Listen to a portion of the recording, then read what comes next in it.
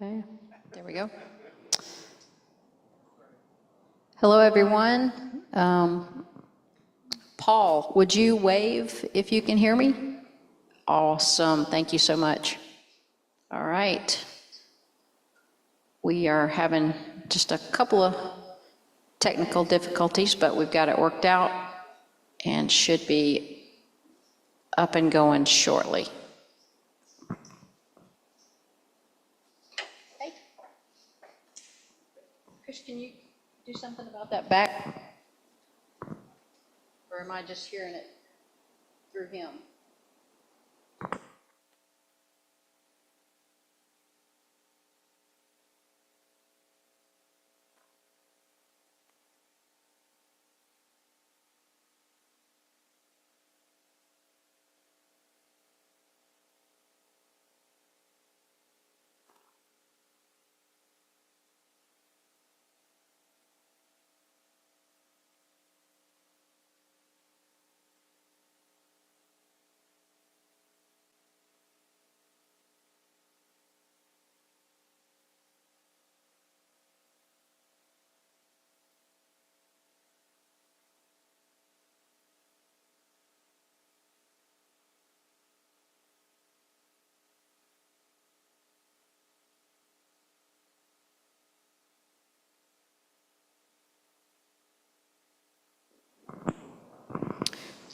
Okay, Hemant is actually in the Kadampa tonight, so we're happy to have him here personally.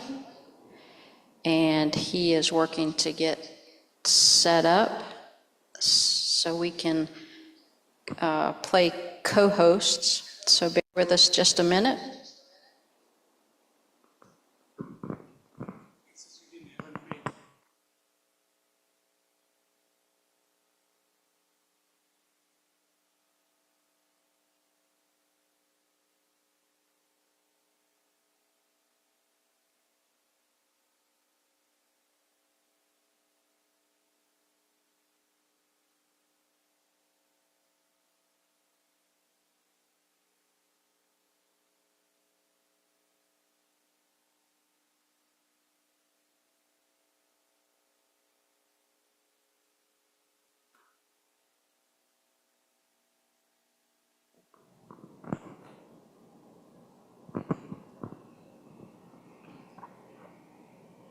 Hey guys, how's it going?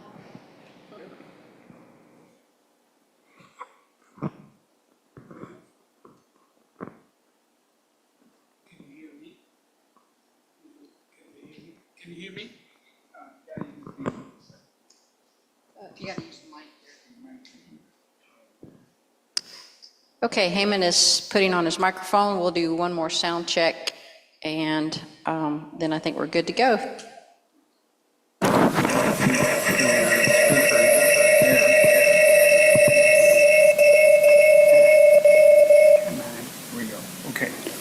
Okay.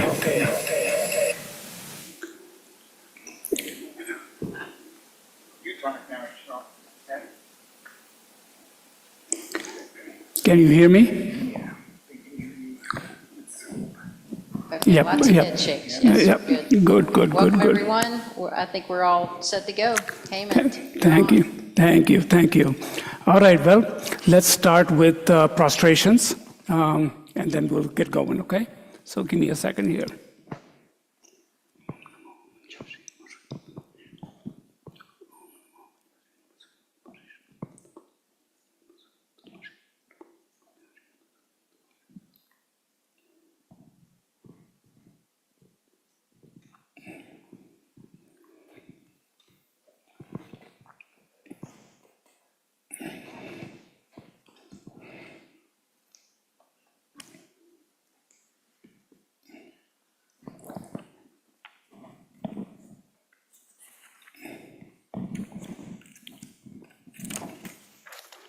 Okay, so let's start with bringing our mind here to the class. And thank you for your patience. A little technical difficulties here. But anyways, we are here now. And so let's do a calm abiding on our breath. We've been doing that every session. So we'll start with that. Just take a position on your chair or on the floor. And then make sure that everybody's seated properly. Your back is straight, like they say, like a stacked coin. Your head is slightly tilted. Your hands are open. The palms right over the left, and the thumbs are touching. Okay? And sit there, and then what you want to do is just observe your breath. Okay? So I'm going to go right here. And as you see, if you find yourself getting thoughts, just instead of following them, just acknowledge them and get back to your breath.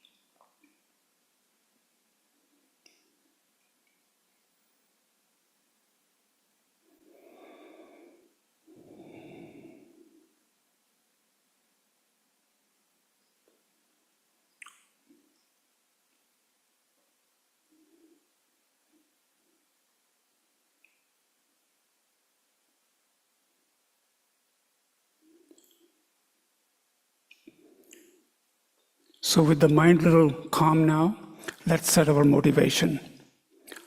So within this space of calmness in your mind, think about the purpose of engaging with these teachings and cultivate an altruistic perspective.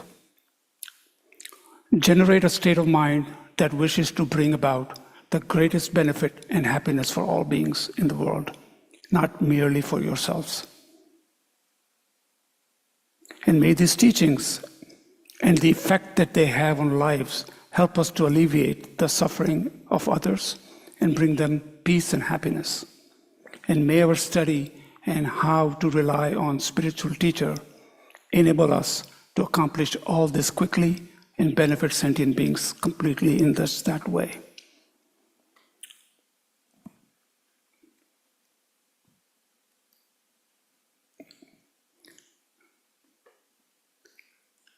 I'm just getting used to this. Okay. So we're going to go through a brief recap, okay, from last class. And I'll make it brief because we still have a few sections to complete and then the summary. So this is class number 4, module 4 is the last class on our spiritual teacher. Okay? So the brief recap would be, we covered why we need a different level of spiritual teachers.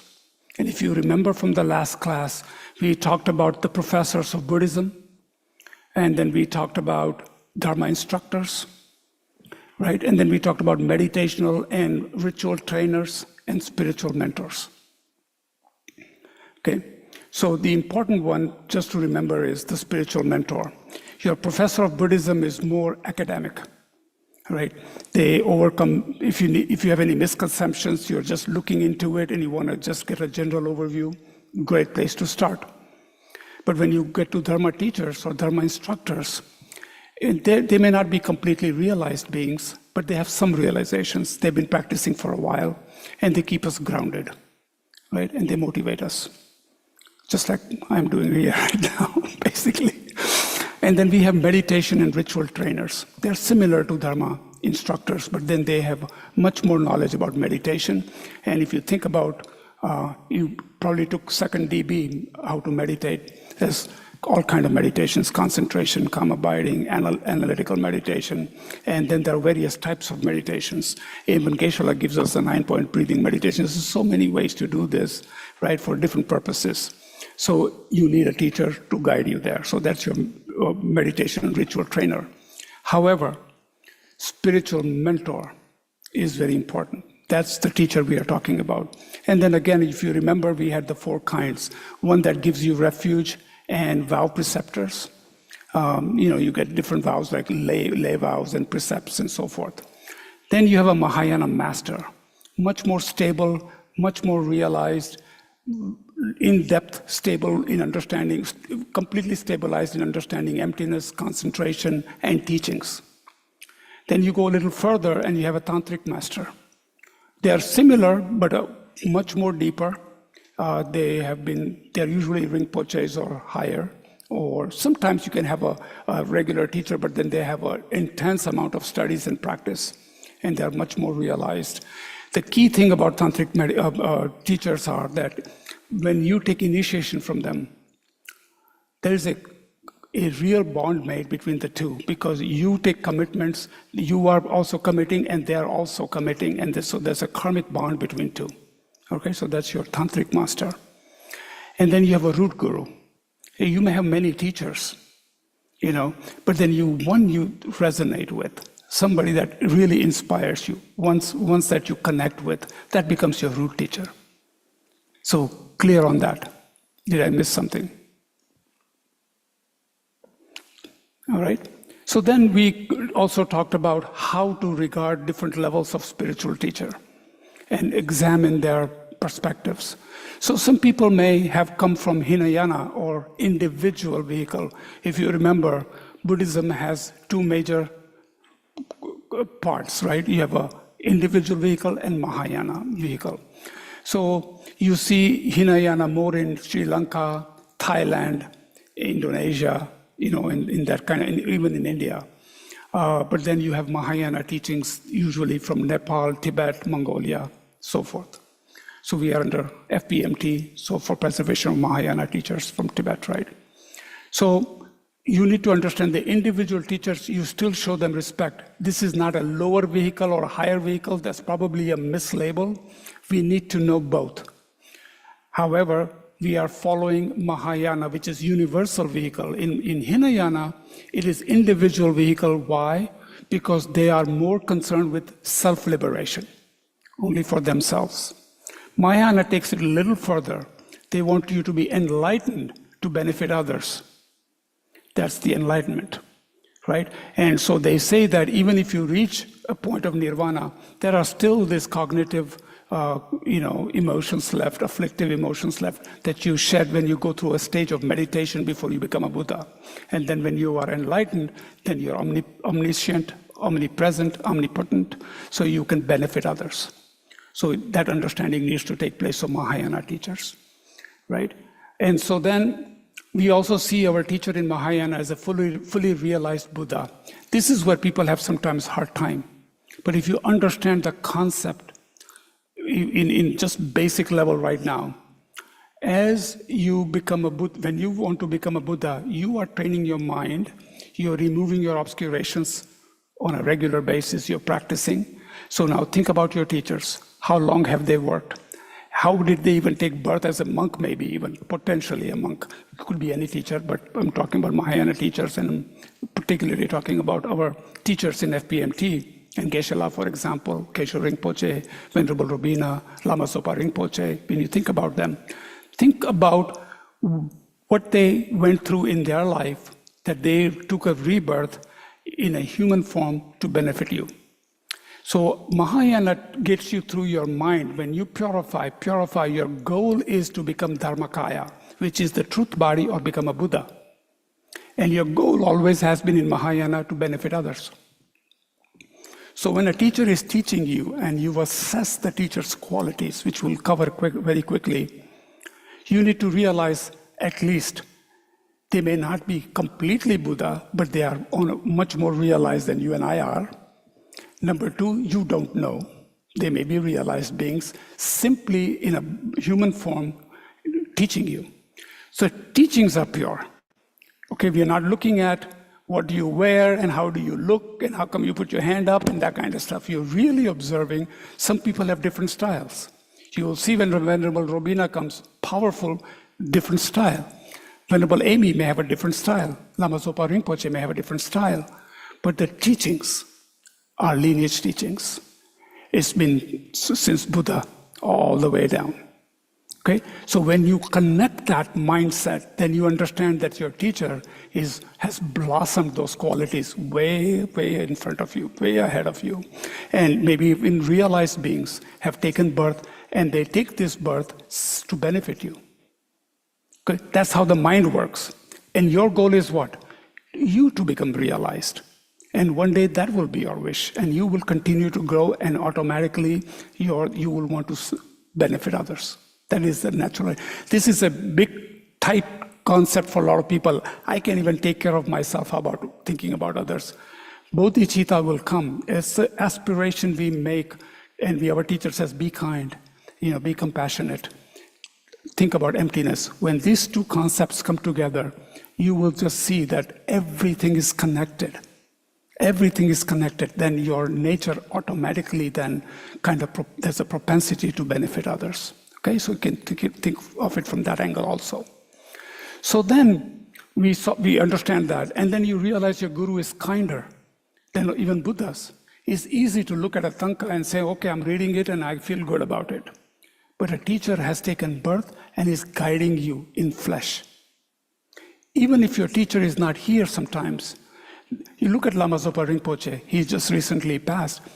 Every book you open up, your prayer books, reading material, Lama Zopa Rinpoche, Lama Zopa Rinpoche. And his students, who are also venerables and highly acclaimed teachers, are teaching us. So teachings are always there for you. And then our Geshe-la does not deviate from those teachings. Are teachings, lineage teachings. So that is the benefit in our lineage teachings of a Mahayana teacher. Okay? And so that's why they're kinder, because they have taken human birth and they have all the qualities and the patience and the love and the compassion and the knowledge to be able to teach you. So think about that for a second. Then as we develop our mind, we do a 7-limb prayer. We talked about that last class. And if you remember, we say that all the time. If you look at your regular sadhanas, or when you come to the class, you usually take refuge in bodhicitta. You take refuge, you do bodhicitta prayer. And then many sadhanas will have the 7-limb prayer. And what are you doing? You're mentally, it's a meditative process, and showing humbleness and reverence and telling your own nature, I want these teachings. I want this. What would you give? Think about if somebody's visiting our home. What do we do? We clean the place a little bit. We offer them water, tea, coffee sometimes, maybe cheese and crackers or something, right? And if it's a great connection, you want them to come again. So how is this different? Let's just think about it. So we offer prostration. We humble ourselves. And prostrations, I always tell people, it's not, people have a different concept in a conventional way. I don't bow down to anybody. That's a big I. We are bowing down to teachings. We are bowing down to that teacher that is teaching us. So you're kind of bowing down mentally to say, I want to receive this. It humbles us, right? Then you do offerings. And we offer flowers, bowls. We do all these offerings. Think about it. You are also creating these imprints in your mind. When you do this, do you think somebody's sitting there saying, how come you didn't offer me a bowl? Do you think a teacher will ever say that? You didn't offer me something? They'll continue to teach. It's us who's changing. We want to be humbled. So that is the key point. Then there's a third one called confession. What that really means is we carry so much burden in our mind and we are not able to express it. You, in your mind, you see it in front of you. This is my obscuration. This is my dilemma. I give it up. I was telling Patty this morning, even a simple thing like a diet. Once you look in the mirror and says, I need to go on a diet. I have a health issue, I need to do this. You have to say that out in the front so you can do something about it. In a similar way, you're letting this out of your system. So that lightens you a little bit. And then you rejoice in the merits. Why are you rejoicing? Because you want those imprints. When you see that we are all connected, and if somebody has a good merit or they do something good, when you rejoice, you're also putting that imprint in your mind to do the similar thing. So it's, again, benefiting your own mind. And then we are requesting Buddhas to remain. We want our teachers to remain. And remember, Buddha is not this one person sitting there always. There are many Buddhas. If you become a realized being, you are a Buddha. If she becomes a realized being, she's a Buddha. And you don't know how Buddhas are coming and helping you. You will recognize them as you develop your abilities also. But this is how teachers and Buddhas are always helping us. So we are requesting Buddhas to remain. Why? So we can learn. So they can teach us. And then we beseech our Guru and Buddhas to teach. Because you see the value of that now. And then you dedicate why you want to confirm those imprints in your mind, that energy forward, so it happens again. And then lastly, we talked about offering a mandala. And mandala is like offering up a universe. What would you want to offer to a Buddha? You're offering the whole universe like you would like it to be. That's what we are offering. So that's a mandala offering, right? And then we talked about a little bit about how to relate to one's spiritual teacher in thought. We started that and then I ended and then we went to meditation. So one thing you need to think about is, so let's go forward.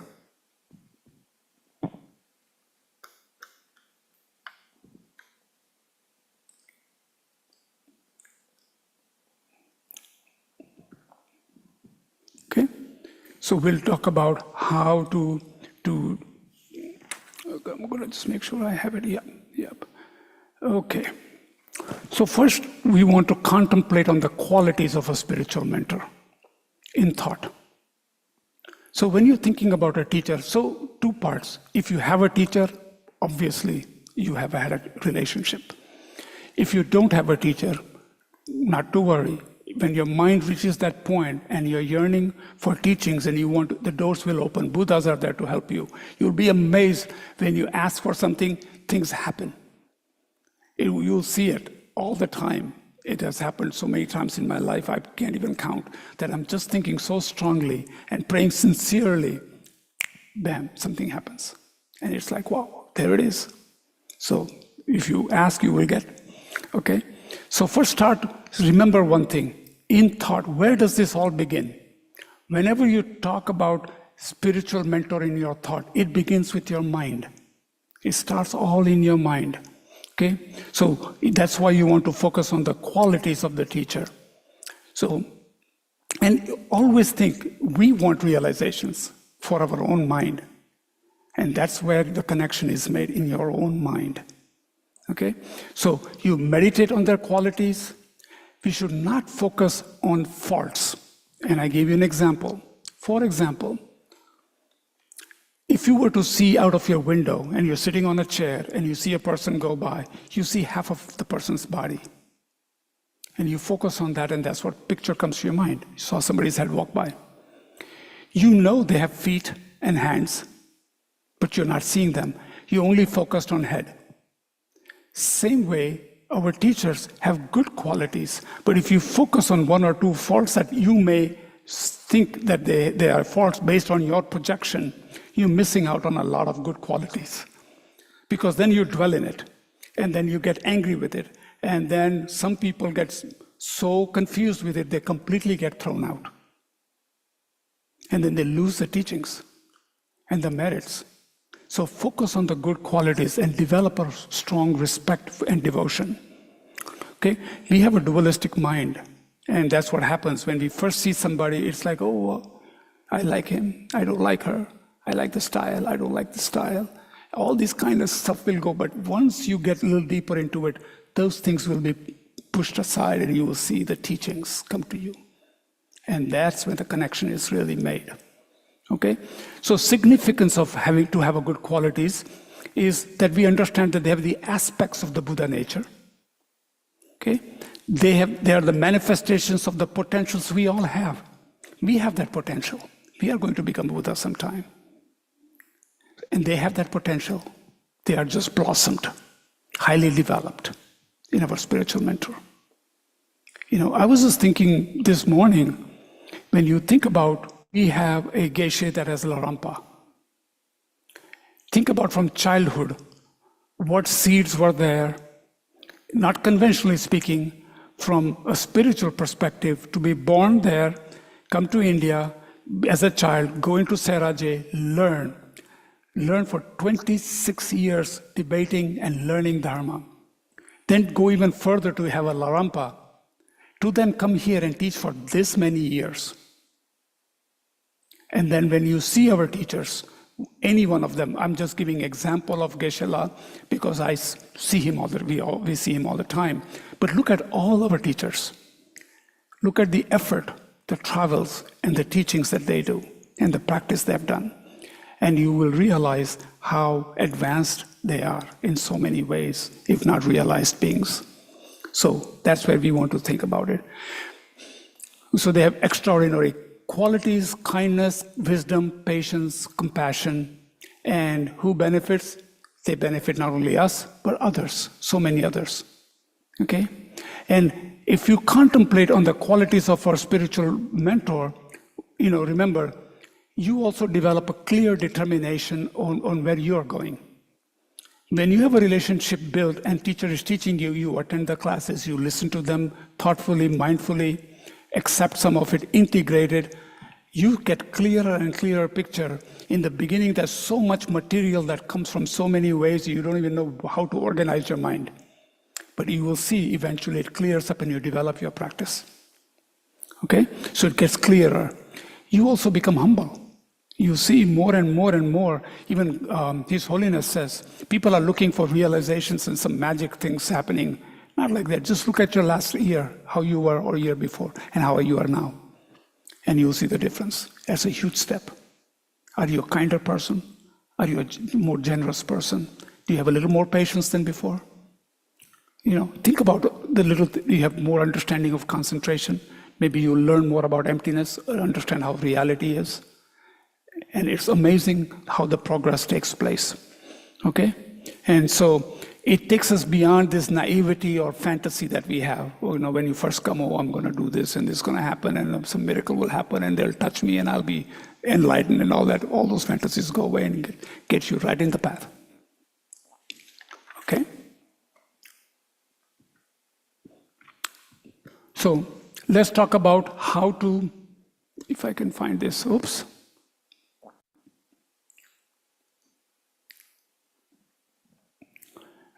Q&A, and then... So we talked about this just a minute ago. So I'm sorry I'm behind on the slides here. Okay. And I think we talked about all of these things, the acceptance of advantages and disadvantages. So we already talked about kindness of the teacher in the thought, but think about it. The way you want to think about your teacher, he's not your buddy. It's not like, let's go, hey, how does this shirt look like? What kind of shoes do you wear? That kind of stuff. This is not your buddy like that.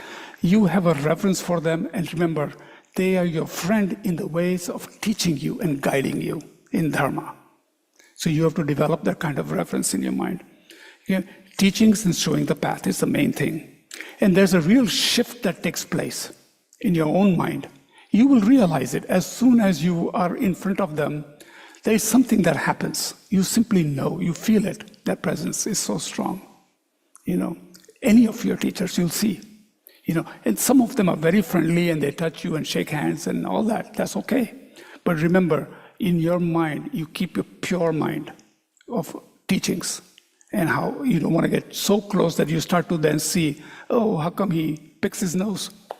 For example, that's not where your mind should go, but that can happen when you get too close. So you keep a friendly distance, and yet you can get close to the teacher, meet with the teacher, have interview with the teacher, go to some pilgrimages with the teacher, all fine, but keep it at that kind of a relationship. And deeply contemplate their kindness. Really, really think about how kind they are. And your teacher, if you don't have a teacher, just wait. It will happen. Okay? So let's talk about benefits of relying properly on a spiritual teacher. What happens? You become closer to the Buddhahood. As your delusions start to go away, as your obscurations start to go away, as you keep practicing, and as you integrate those things, not just knowledge, But integration takes place. You get closer and closer to your Buddhahood. Okay? You make offerings, you do practices, and so forth. It pleases Buddhas. They can recognize your efforts. They can see you. They can understand you. So what happens? It pleases Buddhas. We won't be disturbed by bad company. We get all kinds of people that come in our lives. And you know what's going to interfere with your mind and what to keep a certain distance from it. So that benefits you. Negative actions diminish, obviously, as you progress towards your practices and you really integrate them. You will think you're not going to kill somebody, you're not going to steal. All the non-virtuous actions of body, speech, and mind will be in front of you. I shouldn't be doing that. I shouldn't be doing that. Right? Insights and realizations increase. And then we effortlessly move towards reaching enlightenment. So what's the disadvantages? Opposite of everything I said. Okay? You don't get closer to the Buddhahood. Right? You stop practicing. Negative things start popping in more and more and more. You become more hallucinated and delusional. Correct? You think about it. And you stop teachers coming to you. The teachings stop. So you halt your progression in that way, in some way. But here's the good news. If you regress or transgress, anytime, we can always purify. If you keep your practices going and know that these thoughts keep on coming and hindering you, you can do purification. And we talk about the 4 opponent powers. And what are they? Reliance, regret, remedy, and resolve. You hear them sometimes in a different configuration, but we rely on dharma and refuge. Right? Teachings are Buddha's teachings, period. If our mind is playing games, it's us. So you got to think about that. And then, when you say regret, there's no guilt. It's not poor me, how horrible I am. No. You regret, that's not a good action. I will refrain from it. I will try to move it out. I will do something about it. How do you do it? There's a remedy. You rely on the teachings. You learn, you come to classes and learn about how I can deal with that. We have a DB module, Transforming Your Thoughts. Right? So you learn and you understand it and have a resolve to not do it again. So those are the 4 R's, they call it. Tenderla used to be a teacher here. She's in Florida. She used to add a 5th one called Rejoice. Every time you solve an issue and you go to the other side, you swim through this issue and you come back again nice and clear, you should rejoice. Okay? So we talked about disadvantages and advantages, and we talked about how do we purify if you have transgressed or practicing on reliance on Guru.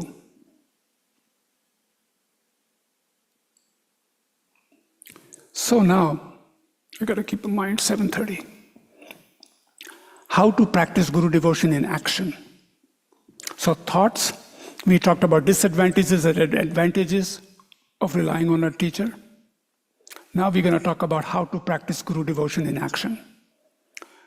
First thing you need to know is, it's voluntary. Everything you do is voluntary.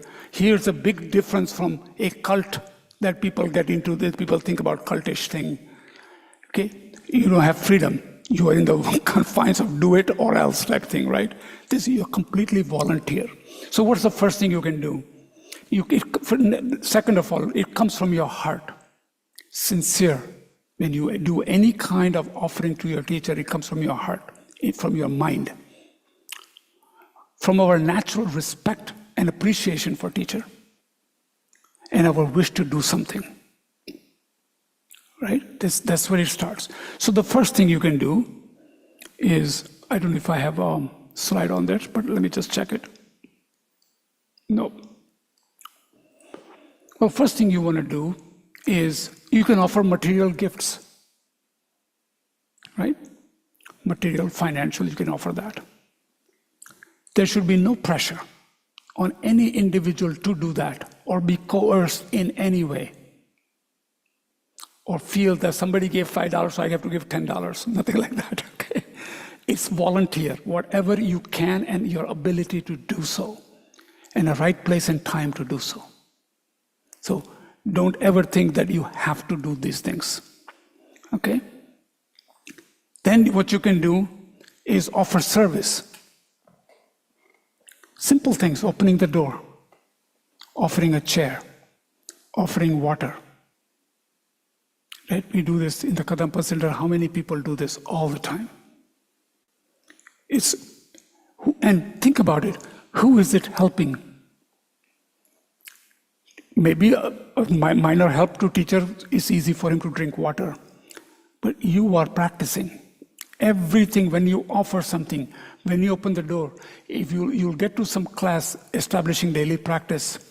Lama Zopa Rinpoche says, you can do this all the time. When you open the door, say, I'm letting the Buddhas in. Where are you letting him? In your mind. You're offering, when you put clothes on, you can say, I'm putting clothes on Buddha. You can do so many little things, that you could practice all the time. So when you're doing this, you're also helping yourself. So by doing small things, help assistance, driving a teacher to Kadampa Center is another service you can offer. Okay, offer a chair. Okay, and everything our mom taught us to be polite. We don't interrupt when they're talking. Give them a little space and respect. Simple things like that. So that's the second way of doing it in action. The third thing, the most important one, is offering your practice. Out of all of these things we talked about, the most important is offering your practice. And it'll give you my personal experience. When I used to come here all the time, I would go to a teacher and say, can I do something for you? Invariably, it will come down to how's things going? How's the practice going? Oh, Keshala, I'm a little here, weak here, I'm a little strong here, I'm doing okay. You're doing it? You feel the difference? Yes, good, continue. They want you to practice. They want you to integrate.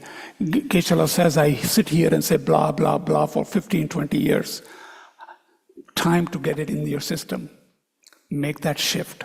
And that's what we can offer a teacher. That's the best gift we can offer a teacher. Okay?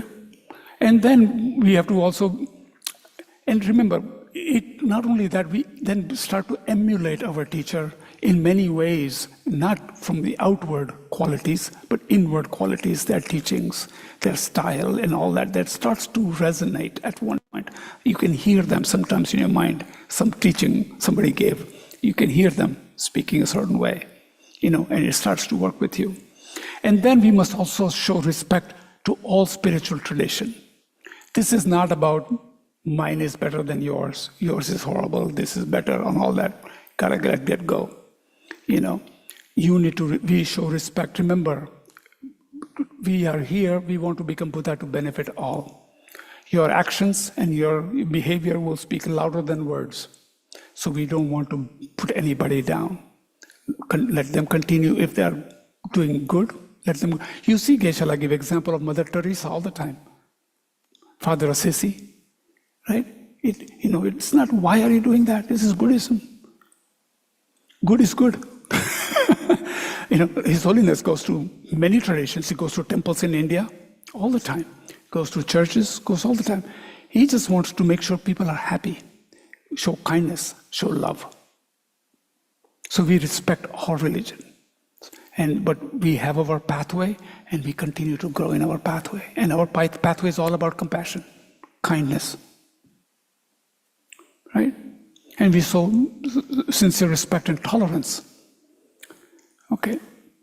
And I have a note here. Whatever expression your respect and devotion takes, it should sincerely come from your heart and not coerced in any way. It should be something that comes from deep inside you. So offering service, offering material gifts and things like that, and your practice. Sincerely, remember, it is your potential you're trying to grow to Buddha nature. You're reaching your own Buddha nature. Okay? Any questions so far?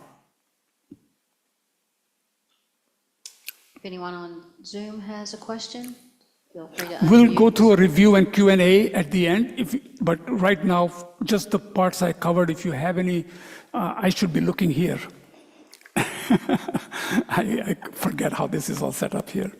But if you have anything that I said that is not appropriate, or you want to have a further question, we can certainly talk about it at the end of the class, okay? But if you have something right now, be free to speak up.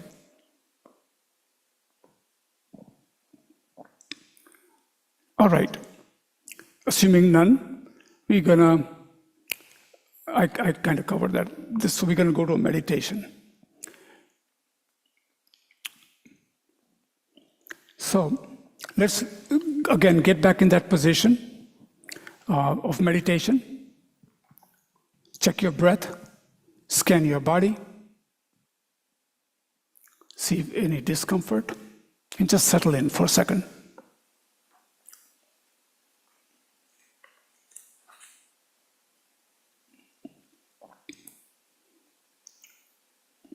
This is a meditation on devoting oneself through thought to your spiritual mentor. So the motivation.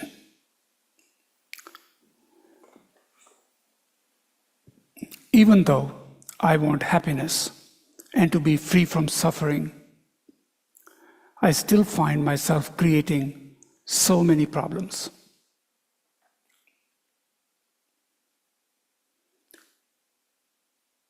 Although I want to be a source of happiness for others, most of the time, I'm only thinking of myself, easily fooled by my ignorance and self-cherishing, confused about what practices to engage in and what to give up.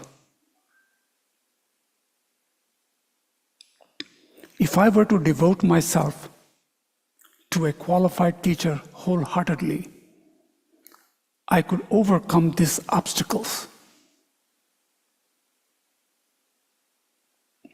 And yet, I have doubts and neglect to follow my teacher's advice. What am I going to do?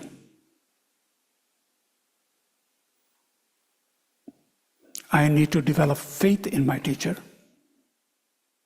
follow their advice, and receive blessings to achieve realizations. Remember, blessings are inspirations. Therefore, I am going to do this meditation on devotion to the spiritual guide in thought, the essence of which is seeing the Guru as Buddha.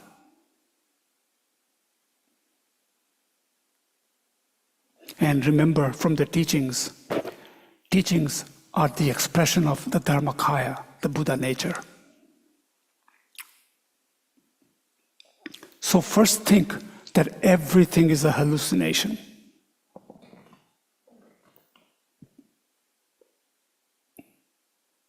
One has so many wrong concepts, such as seeing the impermanent as permanent, and so on. Also, one has no knowledge to see even tomorrow. One cannot even see what is going to happen the next minute.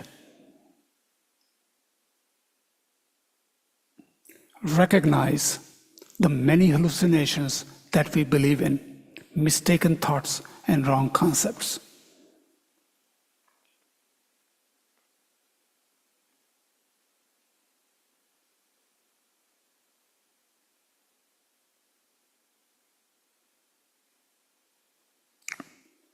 And so the first thing to establish is that the Guru is a Bodhisattva. Understand and believe that Bodhisattvas have no thought to seek happiness for themselves. They only think of others and only work for others with bodhicitta, benefiting all sentient beings. Think, especially if you have a teacher, if your Guru is a Bodhisattva.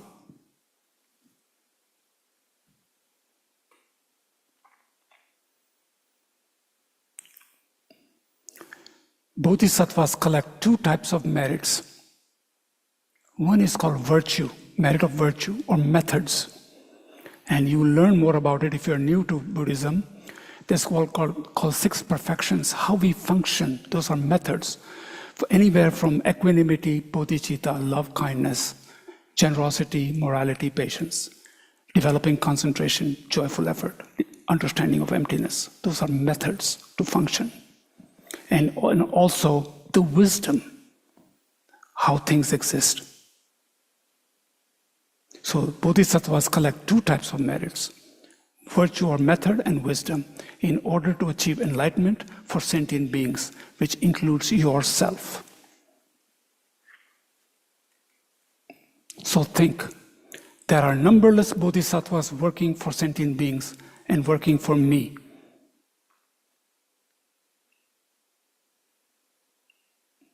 All these numberless Buddhas have completed the two types of merit and seized all gross and subtle defilements by actualizing the path, method, and wisdom. And the numberless Buddhas have omniscient mind. They see all sentient beings, including myself. My sufferings, my needs, my karma, my characteristics, level of intelligence, and so forth. And they can see all the methods that I just mentioned and that fit to me, that lead me from happiness to happiness towards enlightenment. They have perfect power to reveal methods according to my karma and the karma of all sentient beings.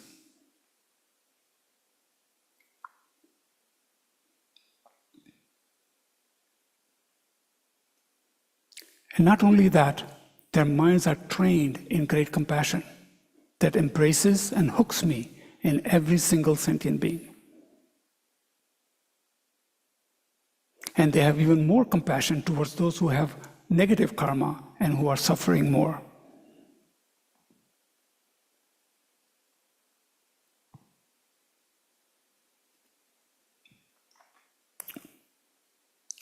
Buddha never gives up on sentient beings, even for 1 second.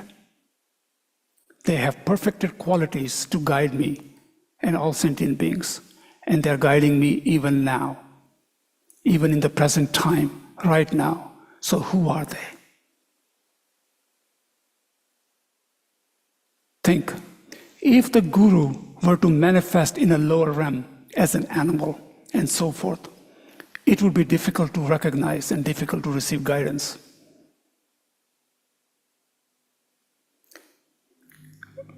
If the guru were to manifest more purely than this, I would not have the karma to see him or her.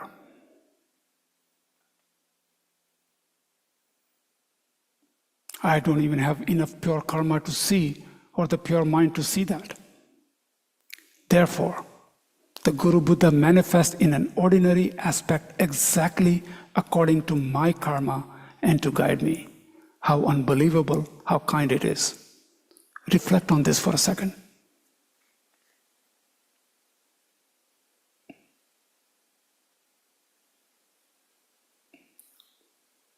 And think how precious it is, how precious this is, this ordinary aspect,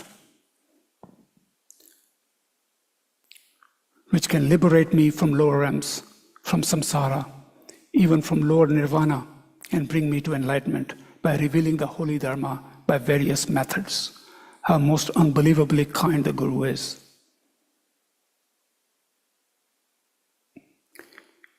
Each of the Gurus, whatever action they do towards me, is definitely leading me to enlightenment. Even giving an oral transmission leaves the positive imprint on my mental continuum, causing me to be nearer to again receiving the precious human body in my next life. Meet Dharma again. Understand the meaning and the words of the teachings. Accumulate merit and purify that leads me to enlightenment.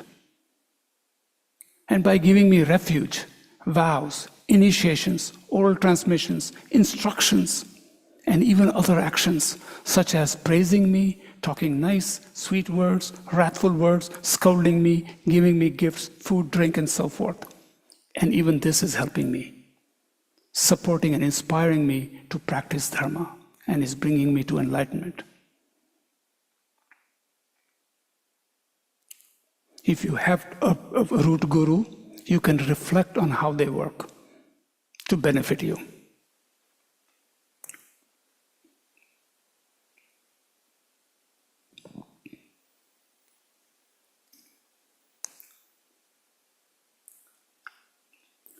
How we see things either as pure or impure, good and bad, depends on how we look at it. Whether we look at it with a pure mind or not, and the labels we put on it.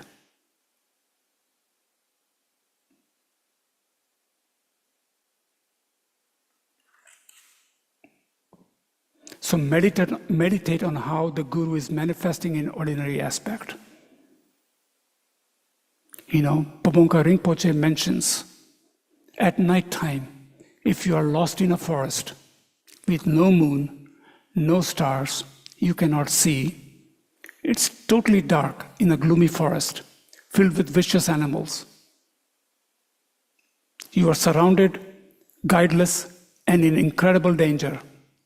Being in samsara is just like that, except for this Buddha's showing ordinary aspect to guide me.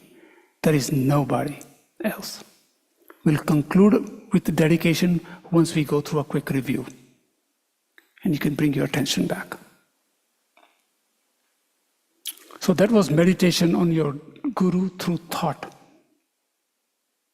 I hope you are able to make some connections. Based on it's 7:51, I'm not going to spend a lot of time. This is just to reconnect from beginning till end. Little topics we've covered, and maybe they'll jostle your mind here and there, and maybe it will relate to some questions.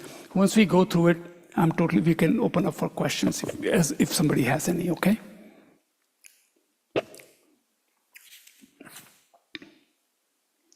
So let's take a look at these slides, and I'm going to go through this very quickly. We already know from first class, we learn from others who teach us, parents, teachers, school, think about it, coaches. Teachers have been important all of our lives. Our minds are filled with delusions. We can accept that. It's important to have someone to guide us. We can develop it now and for future. So there was we covered this in the first class a little bit, get like an introductory. We talked about the 10 qualities of a teacher. Again, very important. Check this out. It says spy on them too, just like they are spying on your qualities. You also spy on them before you jump into it very quick. Rely on a spiritual guide who is subdued, pacified, most pacified, who has more qualities than you, perseverance, a wealth of scripture, realization into suchness, who is a skilled teacher, has love, and has given up disappointment in the disciples' performance.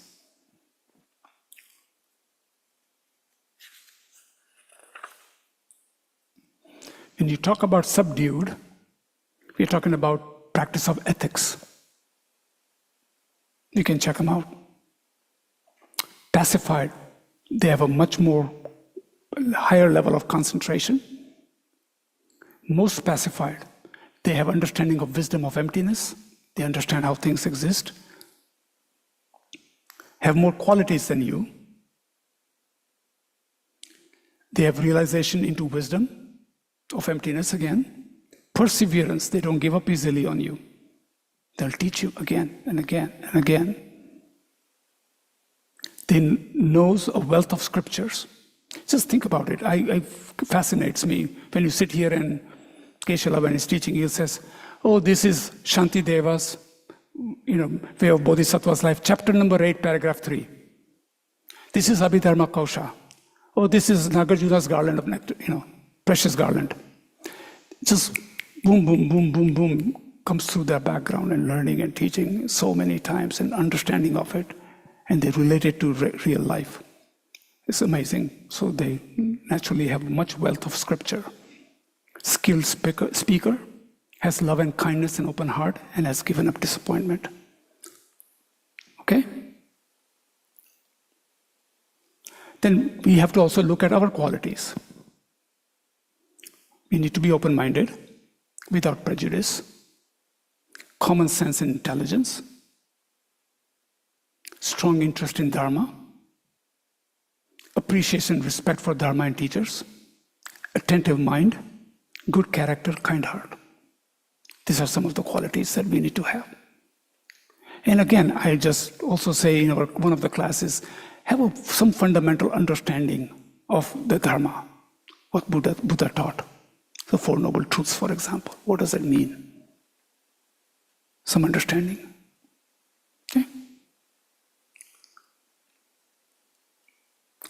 We also talked about, I'm not going to repeat all this, but we talked about various teachers and levels of different teachers. We talked about a little bit even today. This is just to see if you can remember. It's a great quote from Lama Yeshe. The primary reason for cultivating a relationship with a spiritual mentor is in fact to awaken our own internal wisdom. The outer guru is simply a way to awaken and activate your inner guru. Think about that. We get hung up about teacher and this, and he does this and she does that, but who is it benefiting? When you look at the teacher and you're integrating, you are getting closer to becoming Buddha yourself, your potential to become a Buddha. So all these things that we've been talking about is all in mind, and some behavior that comes with it as you integrate it. And what happens is, when the teachings come, the teachers come, you do the 7 limb prayers, you humble yourself, and then it starts to integrate in your own mind. And guess what? You move forward in your own journey. Your karma gets purified, and you get closer and closer to becoming Bodhisattva onto Buddha yourself. So it's a journey like that. It's a great statement. We also talked about how to regard the different levels of spiritual teachers, relate to and rely on them at each level. We talked about a Hinayana teacher, a Mahayana teacher, a Buddhist professor, and your spiritual mentors, root guru, tantric guru. We talked about all that. And again, in context of Mahayana, it is an expression of Buddha nature. Once you evolve in your mind and your delusions have gone down, when you're teaching lineage teachings, pure teachings, it's coming from that state of mind. So much more advanced thinking than us. And we talked about logic of seeing a guru as a Buddha, Bodhisattva. And we talked about how Guru is kinder than all Buddhas. We talked about 7 limbs, meditative process. If you open up any golden prayer book, 7 limbs are there. Right? Reverently, I prostrate with my body, speech, and mind. I present clouds of all things actual and imagined. I declare all my negative actions and rejoice in the merits of all holy and ordinary beings. Please remain until the end of cyclic existence and turn the wheel of Dharma. I dedicate all my merits and those of holy beings to the great enlightenment. We say that just like that. But now here's the meaning. You're developing this meditative process in your mind.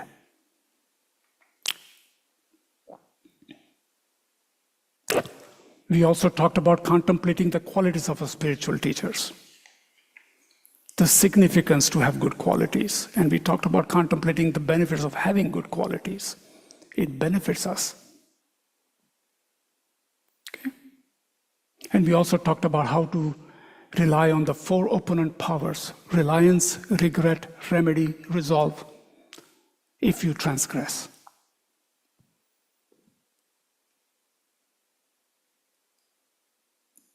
Then we talked about Guru devotion in action, offering material gifts, offering service, most important, offering our practice. And it is voluntary. No giving should be coerced. You should not feel obligated.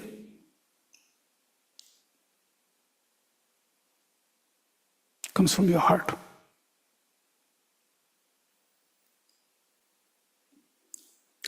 We'll dedicate and then we'll have Q&A, okay? So let's dedicate. Due to the 3 times merits accumulated by myself, all the Buddhas and Bodhisattvas and all sentient beings, I, all my family members, all students and benefactors of this organization, and all sentient beings be able to meet with perfectly qualified Mahayana gurus in all of our future lives. From my side, may we always see them as enlightened. May our actions of body, speech, and mind always please the virtuous friend, and may we be able to fulfill their holy wishes immediately. May I not arise heresy for even 1 second in the actions of the glorious Guru. And then I will say thank you here for those that want to leave, but we can go into Q&A session. If you have any questions, I will stick around here, but I want to thank you all. Thank you all for attending the class. I hope it was helpful. I hope some things will stick with you, and hope you all have a good teacher and you devote yourself to your teacher, or if not, you will find a good Mahayana Guru. Thank you so much. Anyone have any questions online? Anyone here in the Kadampa? Good. I did think it was, I just have one comment, Hemant. I think it was interesting to me that one of the qualities of a teacher is, has given up disappointment. Could you expand on that a little bit? Yeah. So disappointment in the student? Yes, in a student. So you realize, you go to your teacher and you ask a question. Maybe you don't even phrase it properly because you don't understand the topic. So he will give you according to what is required then, he or she, right? Then you still wind up a little confused. You read more, you find out, and you do some research and saying, oh, what does this mean? So you go again to the teacher and say, Keshala or Venerable Robina, can I meet with you for 5-10 minutes? Make an appointment. They meet you outside or meet in the room or whatever the case may be. And then you explain them. And then they will sit down and actually explain that to you again and again. And don't be even surprised. Sometimes you think of these things and the next teaching coming is entirely on that topic. It's happened to me so many times. I'll be just contemplating, there's still this little thing irking me. And I come to a Sunday class and Kesha says, we're going to talk about this today. And I'm like, oh, wow. That happens. So they have patience. And they know, people, they understand that people, we have still conventional thinking overpowering our delusions. And so we sometimes don't know how to even ask proper questions. As time goes, we learn and they continue to teach us till it becomes a little clear. Okay, so this is why we say that they don't say, I already told you so many times, go away from me. They know they won't do that. Or they may say, think about it, what we talked about. Did you read this? Did you look at Pabongka Rinpoche? They may give you some guidance. Okay, so to push you a little further, but they are always there for you. Great, thank goodness. Thank goodness. Any other questions or comments from anyone? If not, then just a couple of announcements. The next class, we normally have a break in between the next module. However, we will be starting the next module next Monday, Death and Rebirth with Robbie Watkins. So don't make the mistake of thinking that we have a break. We'll go right into the next module next Monday night, the 23rd, starting with Robbie Watkins. And speaking of Venerable Robina, is it 26? Oh, okay. Next Monday, whatever that date is. Thank you, John. And next, it's interesting that you mentioned Venerable Robina, because I just saw on the website that she will be here in July. So July 8th through the 13th, I wanted to make sure those of us who know Venerable Robina know to start preparing now for that wonderful visit. Okay?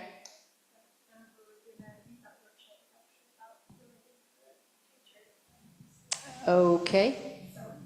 One of our board members, CJ, is talking about the topic of that. Doesn't list the topic on the website, but it does. It does. Is it? Okay. If you click on I'm just looking at the announcement part, so. if you click on it, then it opens up a little more. Okay. Everyone check out the website then. Yeah, I think it's a very similar, something about the Okay, great. That's a good lead into, or a good ending to our class tonight then. Something about So, teachers. thank you, everyone. All right, thank you, everyone. Naga, it's so good to see you, Naga. Rainy, all of the friends and everybody. Ben, thank you so much. Jennifer, thank you so much. Ian, John, thank you. Thank Good you night, so much. Sorry to be late. No problem. No problem at all. Thank you.